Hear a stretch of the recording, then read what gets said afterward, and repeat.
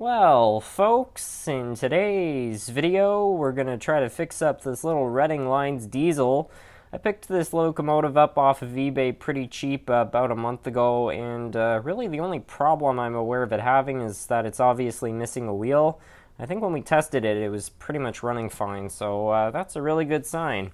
So yeah, I don't think I'm going to bother showing you guys what this thing is doing because like I said, it was moving when we tested it. So I think we just need to crack it open, get that drive out, attach a new wheel, lubricate the whole thing, and maybe service the motor, and we should be in business. So let's get started. We'll begin by removing this bottom plate right here. And we'll get to that wheel, and then I already have a replacement. These old AHMs, pretty much the whole range they had at the time used the same design, so you can kind of just swap parts between them, or at least I hope. I don't see why not.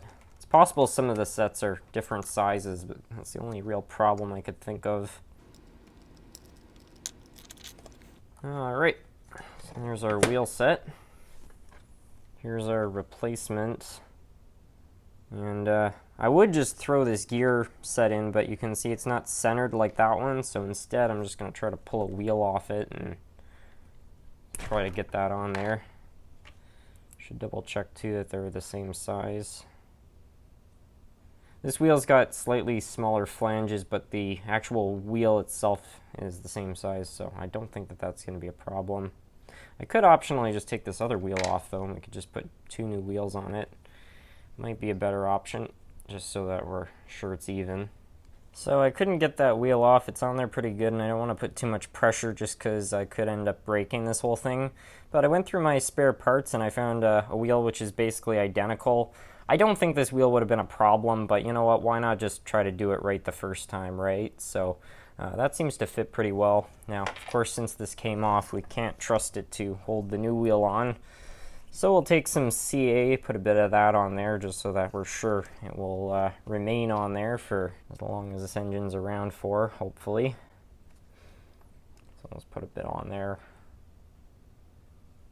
And yeah, that seems all right. Yeah, while we're waiting for that wheel to dry, we may as well open this up and just have a look inside the shell of the engine. It's a little bit, yeah, it's covered in some oxidization, but it's coming out. Doesn't look that bad, really. Commutator even looks half decent.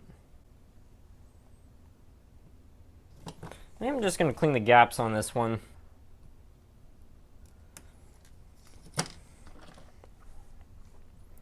So I'll just put a bit of Labelle 107 over that bearing, maybe a little more than I need, so I'll just take a bit of that off.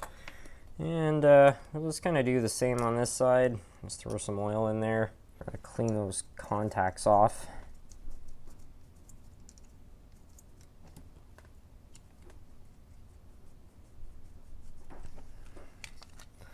They don't even seem that bad.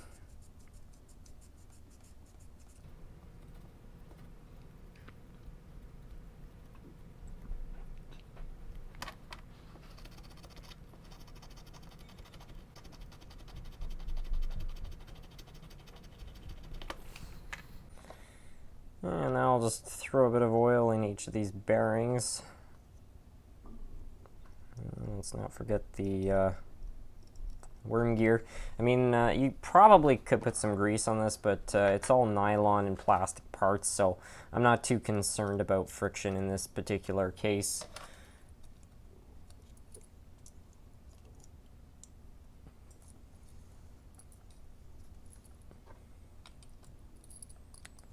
Get that wiper down.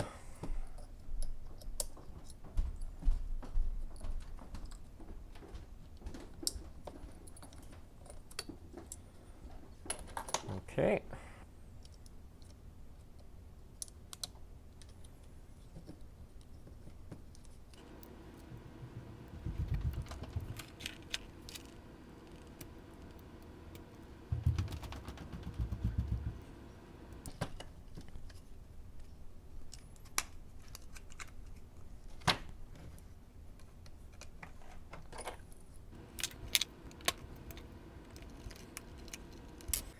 I think this number is ready to go.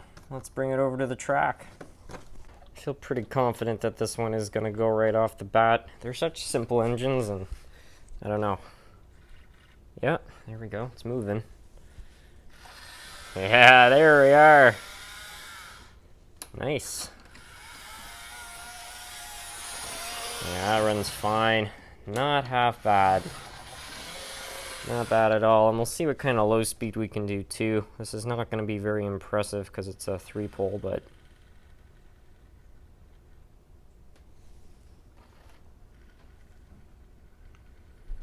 it's not horrible. So yeah, anyway, that's going to be it for this video. I hope you all enjoyed. I'm pretty happy with how this all turned out, and I'd just like to thank you all so much for watching.